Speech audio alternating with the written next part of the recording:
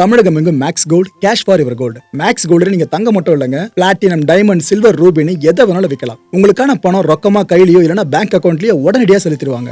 Market மதிப்பை விட 100 ரூபாய் ஒரு கிராமுக்கு உங்களுக்கு கூடுதலா கிடைக்கும். தமிழ்நாடு முழுக்க டோர் ஸ்டெப் சர்வீஸும் இவங்க ப்ரொவைட் பண்றாங்க. உங்களுக்கு கோல்ட விற்கணும்னு அதுக்கு ஒரே ஒரு பெஸ்ட் பிளேஸ் மேக்ஸ் கோல்டு தான். கால் 04445454545. வணக்கம். Big topic with Karthik Mayakumar. America சொல்றது எல்லாத்தையும் பொய்ன்னு ஈரான் சொல்லும். ஈரான் சொல்ற எல்லாத்தையும் பொய்ன்னு அமெரிக்கா சொல்லும். இப்போ ஈரான் ஒரு விஷயத்த சொல்லியிருக்குங்க, அமெரிக்கா இதில் பொய் சொல்கிறாங்க அப்படின்ட்டு. அது என்னன்றதை பற்றி பார்க்க போகிறோம். இந்த கான்ஃப்ளிக்டில் நம்ம இந்திய பாராளுமன்றம் வரைக்கும் எந்த அளவுக்கு நீண்டு வந்திருக்கு, சம அமளி நம்ம பார்லிமெண்ட்டில் இந்த இஷ்யூ சார்ந்து. இது எல்லாத்தை பற்றி தான் முழுக்க பார்க்க போகிறோம். நிகழ்ச்சிக்குள்ளே போகலாம்.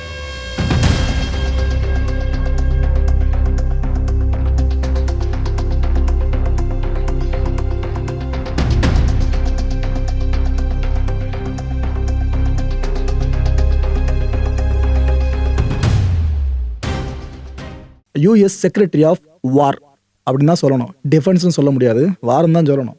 பீட் ஹெக்ஸத் இருக்கார்ல, அவரை பற்றி தான் சொல்லிட்டு இருக்கேன். இவர் என்ன சொல்லியிருக்காரு இப்போ, எங்கள் அமெரிக்கா இந்த ஒரு வாரம் தாக்கு பிடிக்கும், 2 வாரம் தாக்கு பிடிக்கும், அதெல்லாம் கிடையாது. நாங்கள் எங்களோட டார்கெட்ஸ் அடிச்சு முடிக்கிற வரைக்கும் தாக்கு பிடிப்போம். அது எவ்வளோ மாதங்கள் ஆனாலும் சரி, எவ்வளோ வருஷங்கள் ஆனாலும் சரின்னு சொல்கிறாரு. அது ஈரான் கான்ஃப்ளிக்டை நாங்கள் வருஷ கணக்கெல்லாம் கொண்டு போக மாட்டோம்.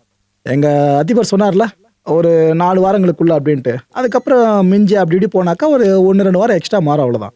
மற்றபடி ரொம்ப தூரம் எடுத்துக்க மாட்டோம், முடிச்சு விட்ருவோம் அப்படின்னு சொல்லியிருக்காரு. இது தாண்டி இன்னொரு மேட்டர் சொல்கிறாரு. என்னோட நிலைப்பாடு என்னன்னு கேட்டிங்கன்னா, என் தலைவரோட நிலைப்பாடு தான், ஈரான் ஒட்டுமொத்தமாக சரணடையணும், எந்த கண்டிஷனும் இல்லாமல். அப்படி பண்ணாங்கன்னா மேபி வார் உடனே நிற்கலாம். அப்படி பண்ணல அப்படின்னா நாங்கள் சும்மா விட மாட்டோம், அவங்கள அடித்து எந்த அளவுக்கு காலி பண்ண முடியுமோ காலி பண்ணுவோம். அவங்களால ரொம்ப நாட்களுக்கெல்லாம் சண்டை போட முடியாதுன்னு சொல்கிறாரு. ஈரான் என்ன சொல்லிச்சு, நீங்கள் எவ்வளோ நாட்கள் எங்களை அடித்தாலும் சரி, நாங்கள் திருப்பி அடிக்க முடியும், எங்களுக்கு தெரிஞ்ச 6 மாதங்கள் வரைக்கும் நாங்கள் தாக்கு பிடிக்க முடியும்னு சொன்னாங்க ஈரான். ஆனால் இவர் என்ன சொல்கிறார், இப்போ ஈரான் சொல்கிறதெல்லாம் போய்ங்க, அவங்களால அந்த தாக்கு பிடிக்க முடியாதுன்னு சொல்கிறாரு. ஈரான் கூடிய சீக்கிரமே சரணடைஞ்சிடும் பாருங்களேன் அப்படின்ட்டு இப்பயே ஒரு விஷயத்த தூபமாக தூவிருக்காப்புல. சரணடைய வைக்க போகிறாங்க அப்படின்னா அந்த அளவுக்கு அட்டாக் ரொம்ப ஹெவியாக இருக்கணும். ஆல்ரெடி ஹெவியாக தான் அடிச்சிட்டு இருக்க அமெரிக்கா இஸ்ரேல் பல சேர்ந்து ஈரானில். இது இல்லாமல் இன்னும் அதிகமாக அடிக்க போகிறாங்கன்றதான் இங்கே மறைமுகமாக சொல்கிறாரு. இது எல்லாமே ஜஸ்ட் பிகினிங் மட்டும்தான். இதுக்கப்புறம் தான் பெரிய அடி ஈரானுக்கு காத்துட்டு இருக்கிறதா அந்த டெம்ப்ளேட் ஸ்டேட்மெண்ட் இருக்குல்ல, அதை இன்னொரு முறை அவர் இப்போ பேசியிருக்காரு. சரி, ரைட்டு. இன்னொரு பக்கம் அப்பாஸ் கிட்ட கேட்போம், ஈரானோட ஃபாரின் மினிஸ்டர் இருக்கார்ல, அவர் என்ன சொல்றாருன்னு சொல்லிட்டு. அவர் என்ன சொல்றாப்புல, எங்க ட்ரம்ப் தொடர்ந்து தப்பா பேசிட்டு இருக்காருங்க, ஏதோ எங்க கிட்ட அமெரிக்கா வரைக்கும் ரீச் பண்ற அளவுக்கு மிசைல்ஸை வச்சிருக்கிறதா அவர் சொல்றாரு. சத்தியமா சொல்றோம், எங்க கிட்ட அந்த அளவுக்கு லாங் ரேஞ்ச் மிசைல்ஸ்லாம் கிடையாதுன்றாரு. அமெரிக்கா வரைக்கும் ரீச் பண்ற ஒரு ஏவுகணை கூட எங்க கைவசம் இல்லைன்ட்டு அப்பாஸ் ஓப்பனா சொல்லியிருக்காரு. ஆனா அமெரிக்கா அதை கண்மூடித்தனமா அப்படி நம்பிடுமா? அப்படி உண்மையா இது இருந்தாலும் அமெரிக்கா நம்ப இருக்கும். இந்த நிலைமை அப்படி மாறி இருக்கு. எங்களுக்கு இந்த லாங் ரேஞ்ச் மிசைல்ஸ் இருக்குல்ல, இதெல்லாம் உருவாக்குற இன்டென்ஷன் துளியும் கிடையாதுன்னு அப்பாஸே இங்க சொல்றாப்புல. அண்ட் இது கூட இன்னொரு காரணத்தையும் சொல்றாரு. லாங் ரேஞ்ச் மிசைலை நம்ம உருவாக்கணும் அப்படின்னா ஏதோ ஒரு நாடு நாளை பின்ன நம்மளை அடிக்கணும், அதுக்கு திருப்பி அடிக்க உருவாக்குவோம். ஆனா ஈரானை பொறுத்தவரைக்கும் நாங்கள் யாரையும் எதிரிகளா பார்க்கல. அதனாலதான் ஷார்ட் ரேஞ்ச் மிசைல்ஸா இருந்தோம், இந்த மீடியம் ரேஞ்ச் மிசைல்ஸா வந்து நாங்கள் ஃபுல்லா ஃபோக்கஸ் பண்ணவே தவிர லாங் ரேஞ்சா அமெரிக்கா வரைக்கும் போற மாதிரி மிசைல்ஸ் சார்ந்த ப்ரொடக்ஷன்ல நாங்கள் ஃபோக்கஸே பண்ணலன்னு இவர் இங்க அழுத்தம் திருத்தமா சொல்றாரு. ஸோ மற்ற நாடுகளுக்கு ஈரான் எதிரி இல்லைன்ற விஷயத்த இங்க கிளைம் பண்ணியிருக்காரு. ஆனா இதை போயிட்டு மிடில் ஈஸ்ட்ல இருக்க கண்ட்ரிஸ் கிட்ட கேட்டீங்கன்னாக்கா அவங்களோட பிரைமரி எனிமியை இப்போதைக்கு ஈரான் தான். ஏன்னா அமெரிக்கா மேல இருக்க கோபத்துல ஈரான் அந்த நாடுகளை வரைக்கும் அடிச்சு துவச்சிட்டு இருக்குல்ல. ஆனா அப்பாஸ் இதை சொல்லியிருக்காப்புல, இப்போதைக்கு நாங்க எங்களோட மிசைல் ஆர்சனல் இருக்குல்ல, இதை இன்க்ரீஸ் பண்ற அளவுக்குலாம் எதுவும் முடிவு பண்ணுங்க, அது கூடவே அதிகப்படியான தூரம் போகக்கூடிய மிசைல்ஸை கண்டிப்பா உருவாக்க மாட்டோன்ட்டும் அவர் சொல்லியிருக்காரு. இந்த ஸ்டேட்மெண்ட்டை கேட்கும் போது ரைட்டு, ஈரான் கொஞ்சம் இறங்கி இருக்கு, இந்த கான்ஃப்ளிக்டை முடிச்சுக்கலான்னு இறங்கி வந்திருக்காங்க அப்படின்ற விஷயம் தெளிவா தெரியுது. ஆனா ட்ரம்ப் விடாப்படியா இருக்காரு. நான் கொடுத்த வாய்ப்பெல்லாம் நீங்க மிஸ் பண்ணிட்டீங்க, பேச்சுவார்த்தைக்கு அப்பலாம் இப்ப வந்து இது மாதிரிலாம் பேசினா நாங்க என்ன பண்றது, நாங்க உங்களை அடிச்சு ஒரு வழி ஆக்குன்ற மாதிரி தான் அவர் ஒரு பக்கம் நின்றுகிட்டு இருக்காரு. இப்போ உங்க ஸ்கிரீன்ல தெரியுதுல, இது மாதிரி நிறைய ட்ரோன்ஸ் நாம யுக்ரைன் ரஷ்யா கான்ஃப்ளிக்ட்ல பார்த்துருப்போம். அதுவும் அந்த கான்ஃப்ளிக்ட்ல ரஷ்யன்ஸ் யூஸ் பண்ண ட்ரோன்ஸ் இருக்குல்ல, இந்த சூசைடிக்கல் ட்ரோன்ஸ் சொல்லிட்டு, அது பெரும்பாலும் கொடுத்தது ஈரான் தான். ரஷ்ய படைக்காக கொடுத்தாங்க, அதை வச்சு தான் யுக்ரைன் அடிச்சாங்க. யுக்ரைனுக்கு இப்போ ஈரான் அடி வாங்குறத பார்க்குறப்ப சந்தோஷமா இருக்கும்ல. அப்பேற்பட்ட யுக்ரைன் இப்போ என்ன பண்ணுது, எங்க நாட்டில் இருக்க எக்ஸ்பர்ட்ஸ், டிஃபென்ஸ் எக்ஸ்பர்ட்ஸ் நாங்கள் இந்த மிடில் ஈஸ்ட்டுக்கு அனுப்புகிறோம். ஏன்னா மிடில் ஈஸ்ட்ல பல நாடுகளாலையும் ஈரானோட இந்த ட்ரோன்ஸை எப்படி டேக்கிள் பண்ணுறதுன்னு தெரியாமல் தவிச்சிட்டு இருக்கீங்க. ஆனால் எங்களுக்கு எக்ஸ்பீரியன்ஸ் இருக்கு எங்களோட பேட்டில் ஃபீல்டில். அதனால எங்களோட எக்ஸ்பர்ட்ஸ் வந்து உங்களுக்கு எல்லாத்தையும் சொல்லி கொடுப்பாங்கன்னு ஜெலன்ஸ்கி இதுக்கு முன்னாடி சொன்னாரு. இப்போ அதுக்கான ப்ராசஸ் இனிஷியேட் பண்ணியிருக்காங்க. மிடில் ஈஸ்டை நோக்கி யுக்ரைனியன் எக்ஸ்பர்ட்ஸ் வர்றதா தகவல் வெளியாயிருக்குங்க.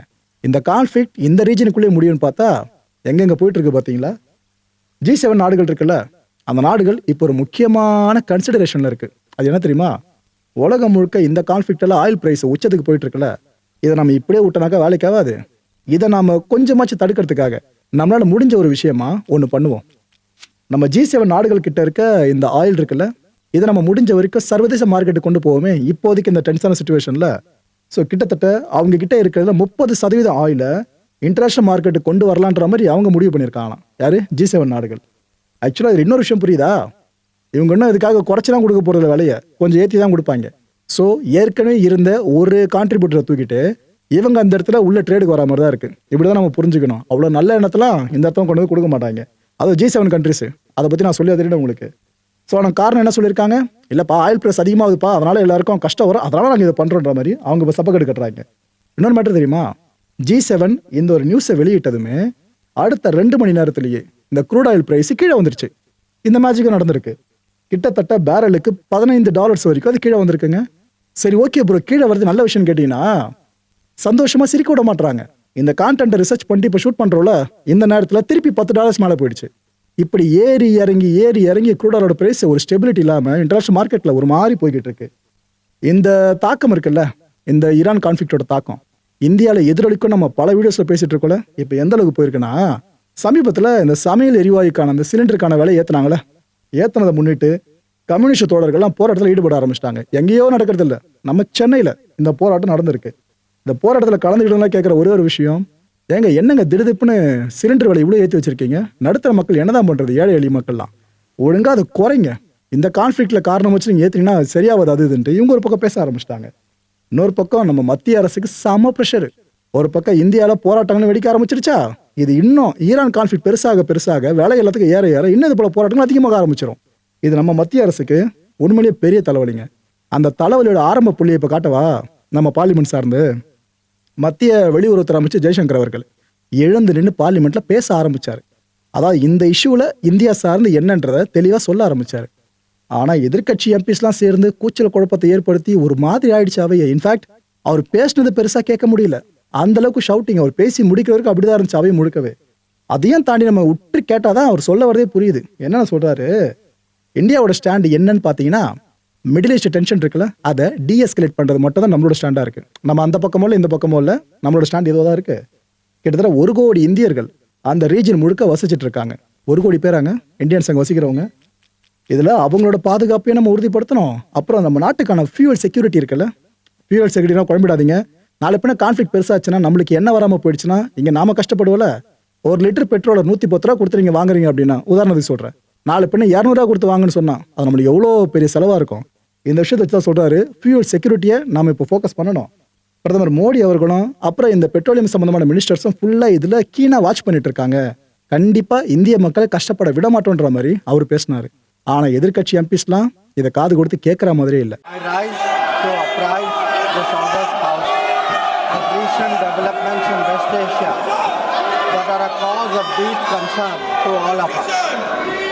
As honorable members are aware, this round of conflict started on 28th February 2026.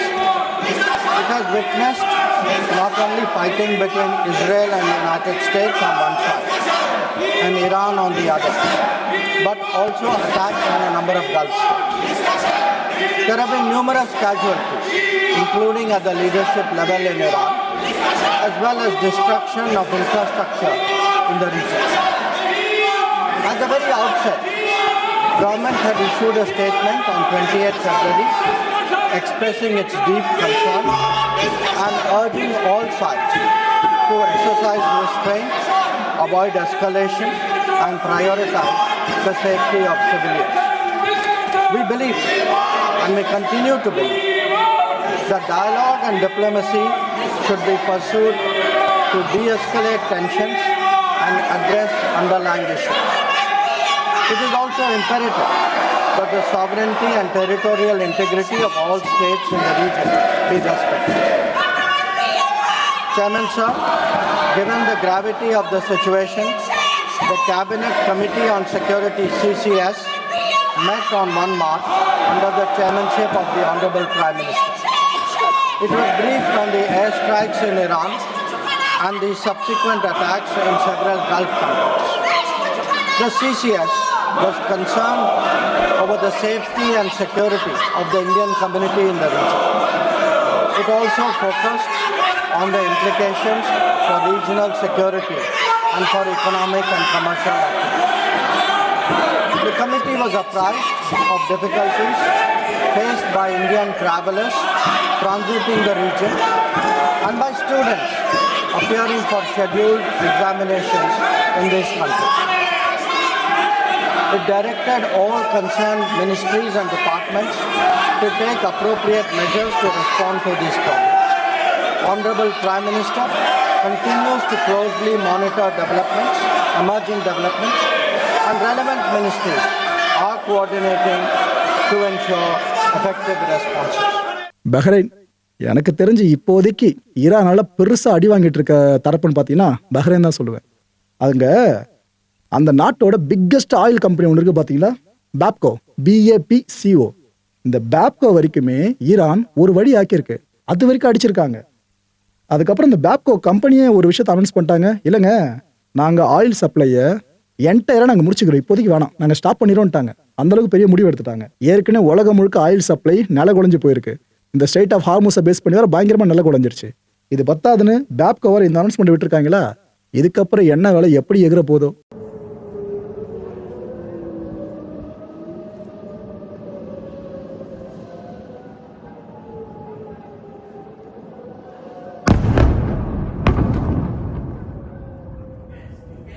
Bro, come, bro.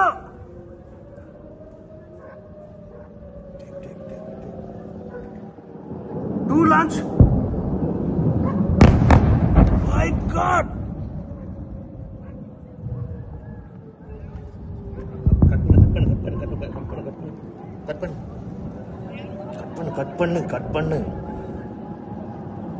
Cut பண்ணு tea.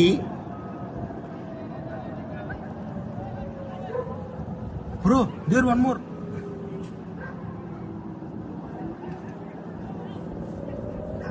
Which side it is coming? Bro, harbor it is landing. Harbor. It is in water, no problem. This one.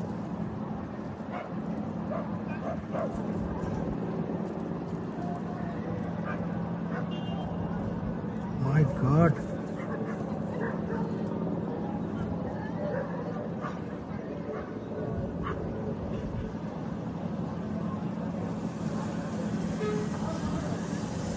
Bro, fire.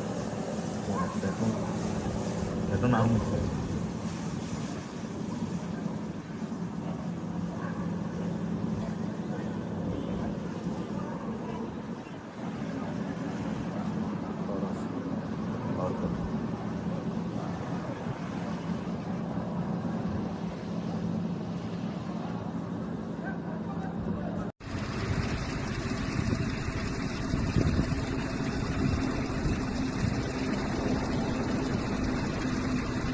Amir dile.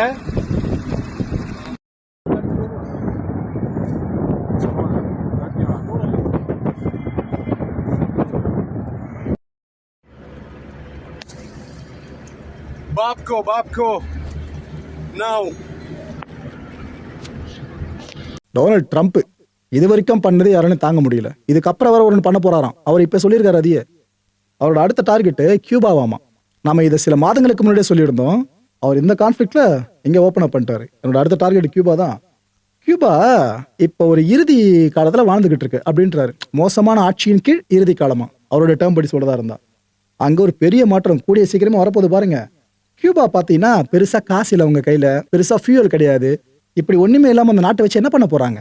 அந்த நாட்டு மக்களை நான் தப்பாக சொல்லலை, அந்த நாட்டை ஆண்டுகிட்டு இருக்கான இவ்வளோ ஆண்டு காலமா அந்த ரெஜிமு, இதைத்தான் நான் தப்பு சொல்கிறேன்றாரு. இந்த ரெஜிம்ன்ற வார்த்தை நம்மளுக்கு கெட்ட வார்த்தையாக மாறிடும் போல இருக்கு. ஏன்னா ஈரானை குற்றம் சாட்டும் போதும் ரெஜிம் அங்கே ஆண்டுகிட்டு இருக்கோம் சரியில்லை தான் சொன்னார். இப்போ கியூபா சார் அதே சொல்கிறாப்புல, நான் கூடிய சீக்கிரமே கியூபாவை டேக் கேர் பண்ண போகிறேன் அப்படின்னு இருக்காருங்க. அதான் ஒரு டேடிஸ் ஹோம் மாதிரி தான், அப்பா பார்த்துக்கிறம்பா அவங்கள அப்படின்ற மாதிரி தான் அவர் இங்கே பேசி வச்சிருக்காரு. ஈரான் கான்ஃப்ளிக்டே என்ன முடியல, அதுக்குள்ள அடுத்த ஒரு பரபரப்புக்கு வித்திட்டார் பார்த்தீங்களா. எனக்கு என்னமோ டொனால்ட் ட்ரம்ப்போட இன்டென்ஷன் இருக்குல்ல, அது உண்மையிலேயே அந்தந்த நாட்டு மக்கள் சார்ந்த நலன் சார்ந்து இருக்கா மாதிரி எனக்கு தெரியல. ஏதோ ஒரு விஷயத்த மக்கள் பெருசா பேசக்கூடாதுன்றதுக்காகவே இது போல விஷயங்களை கான்ஃபிளிக்டை ரைஸ் பண்ணி விட்டா அதை பத்தியே பேசுவோல, அதுக்காக மடைமாற்ற வேலையை பண்றாரோ என்னவோ அது அப்பட்டமா தெரியுது ஒரு முறையும். இந்த சிற்பி இருக்காங்களே, SIRPI, இவங்க ஒரு ரிசர்ச்சை ஃபுல்லா பண்ணி முடிச்சுட்டு அந்த ஒரு ரிசல்ட்டை ரிவீல் பண்ணியிருக்காங்க. இது இந்த நேரத்தில் ரொம்ப முக்கியங்க. ஏன்னா ஒரு முறை போர்க்காலத்தை நம்ம பார்க்கும் போதும் அங்க ஆயுதங்களுக்கு தான் பெரிய வேலை. ஆயுதங்கள் எந்த நாடு கிட்ட அதிகமா இருக்கோ, சக்தி வாய்ந்த ஆயுதங்கள் இருக்கோ, அந்த நாடு சொல்றதா எதிரி நாடு கேட்கற மாதிரி இருக்கு. ஸோ ஆயுதங்கள் முக்கியத்துவம் புரியுதுல்ல. இந்த லிஸ்ட் படி பார்த்தீங்கன்னா உலக நாடுகளில் எந்தெந்த நாடுகள்லாம் 2021 25 வரைக்கும் அதிகப்படியான ஆயுதங்களை இறக்குமதி பண்ணியிருக்காங்க அந்த லிஸ்ட். இல்லை ஃபர்ஸ்ட் பிளஸ் எந்த நாடு தெரியுமா? யுக்ரைன். ப்ரோ இது என்ன பெரிய விஷயம், அவங்க போரில் சிக்கியிருக்காங்க, அதனால இவ்வளோ காலகட்டத்தில் இவ்வளோ தூரம் வாங்கியிருப்பாங்க, அவங்க தான் நம்பர் 1 இருப்பாங்க அப்படின்னு கேட்டிங்கன்னா, இந்தியா எந்த போர்லங்க இருக்கு? இந்தியா செகண்ட் பிளேஸ் இந்த லிஸ்ட்டில். ஆக்சுவலாக இந்தியாவுக்கு எந்தெந்த நாடுகள் அதிகப்படி ஆயுதங்களை ஏற்றுமதி பண்ணியிருக்கு அப்படின்னு பார்த்தீங்கன்னா, ரஷ்யாவிலேருந்து 40% ஆயுதங்களை நம்ம வாங்கியிருக்கோம், பிரான்ஸ்லேருந்து 29%, இஸ்ரேல்லேருந்து 15% ஆயுதங்கள் வாங்கியிருக்கோம். இதுக்கு அடுத்து தான் மற்ற நாடுகள்லாம் வருது. சரி ப்ரோ, பாகிஸ்தான் கதி என்னன்னு கேட்டிங்கன்னா, பாகிஸ்தான் இந்த லிஸ்ட்டில் 5வது இடத்துல இருக்குங்க. சும்மா சொல்லக்கூடாது. அந்த நாட்டில் மக்கள் நல்வாழ்வு அவங்க ஃபோக்கஸ் பண்ணாலும் இல்லையோ, ஆயுதங்களை குவிக்கிறதுல மும்முரம் காமிச்சிட்டு இருக்காங்க. என்ன குவிச்சா இந்தியா கிட்ட அடி தான் வாங்கிட்டு இருக்காங்க. சைனா கிட்டத்தட்ட 80% ஆயுதங்களை ஏற்றுமதி பண்ணுது பாகிஸ்தானுக்கு. டர்க்கி 7%, நெதர்லாண்ட்ஸ் 4.6% ஆயுதங்களையும் பாகிஸ்தானுக்கு கொடுக்குறாங்க. மக்களை இந்த கான்டென்ட்டை பொறுத்தவரைக்கும் நாமளா சிந்திக்க வேண்டியது ஒரே ஒரு விஷயம் தான், எந்த நாட்டோட ஆயுதம் பெஸ்ட், இதை உலகத்துக்கு பறைசாற்றுற மாதிரி தான் ஒரு முறையும் போர்க்களம் தானா ஆரம்பிச்சு விடுறாங்க. இந்த உலக அரசியலோட பேசிக் புரிஞ்சால எல்லாம் தெரிஞ்சிடும் மக்கள் உங்களுக்கு.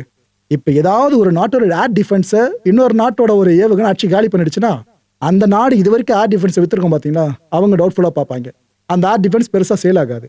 ஸோ இதுமாரி விஷயங்களை கௌரவ பிரச்சனையாக வச்சு இது ஒரு ப்ரொபகண்டா மாதிரி மாற்றிட்டு இருக்காங்க. அட்வர்டைஸ்மெண்ட்டை போர்க்களம் சார்ந்து ப்ரொபகண்டா பண்ண அப்படிங்க இருக்கும். அப்படி போயிட்டு இருக்கு. அடுத்த நிகழ்ச்சி சந்திக்கலாம். நன்றி, வணக்கம். தமிழகம் எங்கும் Max Gold, cash for your gold. Max Gold நீங்க தங்க மட்டும் இல்லைங்க, பிளாட்டினம், டைமண்ட், சில்வர், ரூபினி எதை வேணாலும் விற்கலாம். உங்களுக்கான பணம் ரொக்கமா கையிலயோ இல்லைன்னா பேங்க் அக்கௌண்ட்லயோ உடனடியாக செலுத்திடுவாங்க. மார்க்கெட் மதிப்பை விட 100 ரூபாய் ஒரு கிராமுக்கு உங்களுக்கு கூடுதலா கிடைக்கும். தமிழ்நாடு முழுக்க டோர் ஸ்டெப் சர்வீஸை இவங்க ப்ரொவைட் பண்றாங்க. உங்களுக்கு கோல்டை விற்கணும்னு அதுக்கு ஒரே ஒரு பெஸ்ட் பிளேஸ் மேக்ஸ் கோல்டு தான். கால் 04445454545. என் அன்பார்ந்த மாயம் ஸ்டுடியோஸ் நேயர்களே, மாயம் பக்தின்னு ஆன்மீகத்துக்காக பிரத்யேகமா ஒரு சேனலை கொண்டு வந்திருக்கோம். மறக்காம சப்ஸ்கிரைப் பண்ணி அந்த சேனலுக்கு உங்களோட ஆதரவை மனப்பூர்வமா தெரிவிங்க. வணக்கம் மாயம் ஸ்டுடியோஸ் நண்பர்களே. மாயம் ட்ரெண்ட்ஸ் அப்படின்ற ஒரு புதிய ஃபேஸ்புக் பேஜை ஓப்பன் பண்ணியிருக்கோம். நீங்கள் யூடியூப்பில் பார்த்துட்டு இருக்கீங்களா நம்மளோட கான்டென்ட்ஸ்லாம், இதெல்லாம் விட ஒரு படி மேலே ரொம்ப கிறிஸ்பாகவும் ரொம்ப சூப்பராகவும் நிறைய கான்டென்ட்ஸ் உங்களுக்கு இந்த பேஜில் காத்துட்ருக்குங்க. ஸோ உடனடியாக ஃபேஸ்புக் பிளாட்ஃபார்ம் போங்க, மாயம் ட்ரெண்ட்ஸ்னு டைப் பண்ணி சர்ச் பண்ணி நம்ம பேஜை ஃபாலோ பண்ணுங்கள். அப்படியே நம்ம சேனலையும் நீங்கள் சப்ஸ்கிரைப் பண்ணிட்டீங்க அப்படின்னா இன்னும் நிறைய புது கான்டென்ட்ஸை உங்களுக்காக ப்ரொடியூஸ் பண்ணி கொடுத்துக்கிட்டே இருப்பாங்க. நீங்கள் பண்ணுற ஒவ்வொரு சப்ஸ்கிரிப்ஷனும் எங்களுக்கு பெரிய மோட்டிவேஷனாக அமையும்.